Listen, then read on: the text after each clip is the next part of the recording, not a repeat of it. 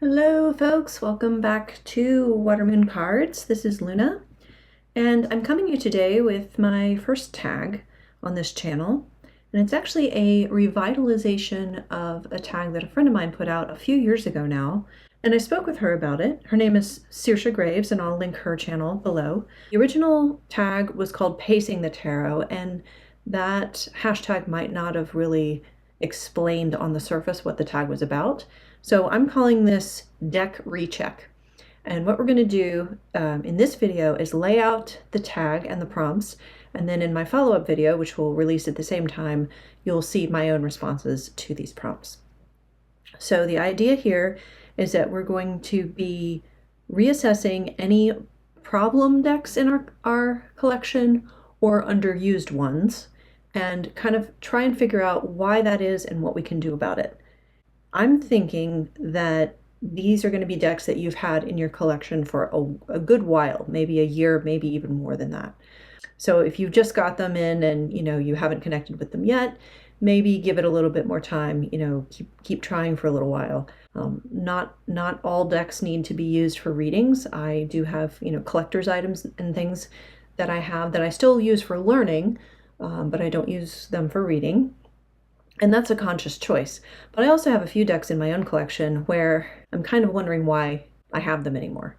It's also a good way to stop yourself from making hasty decisions, either about purchasing similar things in the future or about getting rid of things where you might regret it later.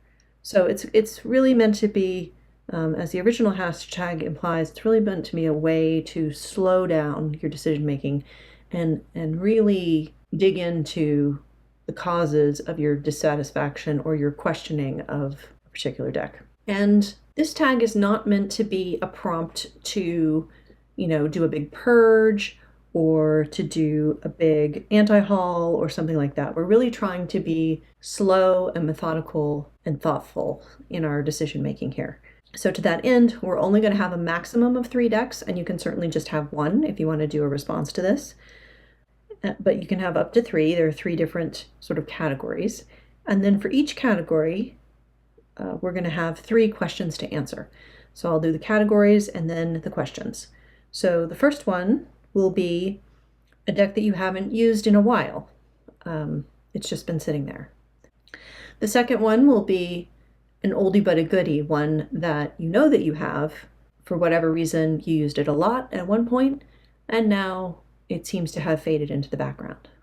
And then the third category is going to be one that makes you reassess on some level, either what your approach to tarot is, or why you thought you were headed in a certain direction and then you ended up not going there, or what your personal taste is, something along that. So that sort of pokes you and says, well, why am I doing what I think I'm doing?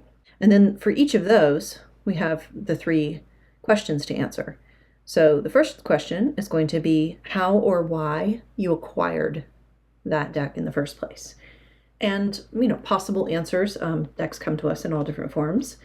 Sometimes we receive a gift, and sometimes the person buying the gift for us doesn't sort of check with us first about what our tastes are or whatever. They just kind of know, oh, well, this person likes reading tarot and this tarot deck is on sale, so I'm going to get it for them.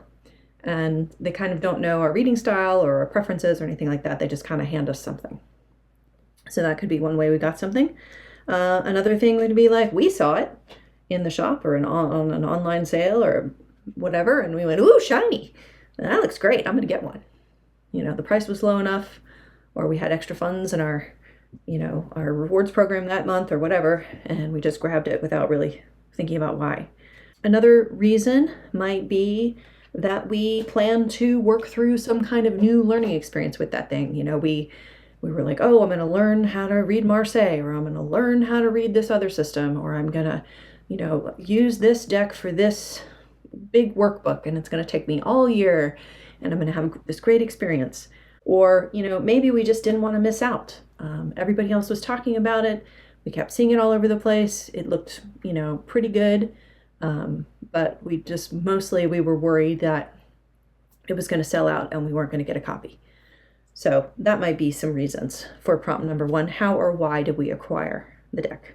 Prompt number 2 for each of these categories. Why aren't we using it anymore? And again, some answers to this, although you may have others. Maybe we just have something else in our collection that's very similar, or multiple other things in our collection that are kind of similar, and we just seem not to really grab this particular one for some reason.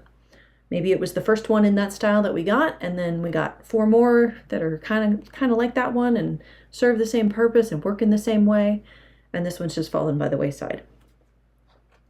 It could be that we spent so much money on this deck, we're afraid to use it.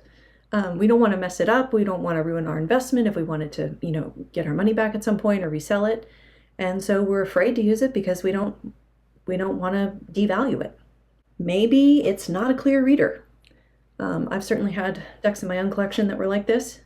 Just kind of can't get any answers out of it. I know that every tarot reading is supposed to answer the question asked or to give us some guidance on the line of inquiry we're trying to investigate. I know the answer's in there, but I just can't seem to see it. Maybe we found out something negative about the person who made the deck. We found out that they were an abuser of some kind, or they plagiarized the artwork, or there was some encoded, sexism or racism in the imagery that we didn't quite pick up on, but now that it's pointed out to us, we're like, ugh, I don't want to use this. And again, maybe it just sort of fascinated us on a surface level. Once we kind of got it in our hands, we really weren't sure what to do with it. And, it didn't come with a booklet, or nobody's, made an explainer video about this on YouTube, or just kind of lost the plot in terms of why this is here. And then the third question to ask ourselves is, well, what could we change about this problem if we wish to? If we want to start using it again, or if we don't want it to be in our collection anymore, what can we do about that? And so again, some possible answers, and you might have others depending on your situations.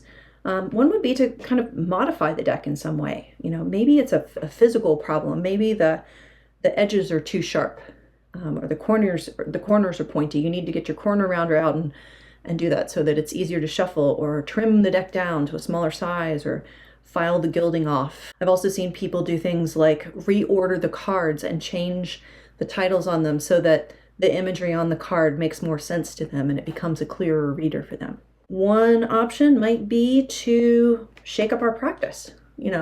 Maybe we're trying to use this particular deck to address certain kinds of inquiries or questions, or work them into certain kind of practices, and it's just not a great fit for that particular situation.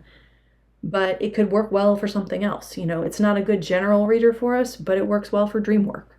Or it's, not really a great question answerer. It doesn't give precise answers, but it does okay with, inspiring us. Like we want to use it to write poetry, or we want to use it to inspire our artwork, or something like that. Or maybe it's so bad and we actually think it could cause harm. Again, going back to, the encoded racism or the encoded sexism or something like that. Maybe it's so bad we just want to throw it in the garbage and just say, oh well, it's not gonna help me, and it might harm somebody else. So I'm not gonna bother trying to move it along. I'm just gonna get rid of it, and then it won't bother me anymore because it won't be here. Of course, we can also maybe sell the deck and, make back some of that investment and get a different kind of deck that might suit our purposes better. Or we could, of course, pass it along to a friend. And, maybe this deck is perfectly good. It's a nice, clear reader, and it's just not one we're very interested in anymore. But, oh, my friend would love this. It's totally their art style. It's totally up their alley. Or they've been asking me how to learn tarot, and, now I can pass this deck on and kind of get them on their journey. So again, those are just some examples of answers to some of these questions. So thanks again for joining me for this tag. Please be sure to watch my own response, and then please post yours either in the comments here if you aren't on social media, or if you're not on YouTube, that's fine. If you want to respond with your own VR, I'd love to watch it. Please tag me. Thanks again, and we'll see what we come up with. Have a great day.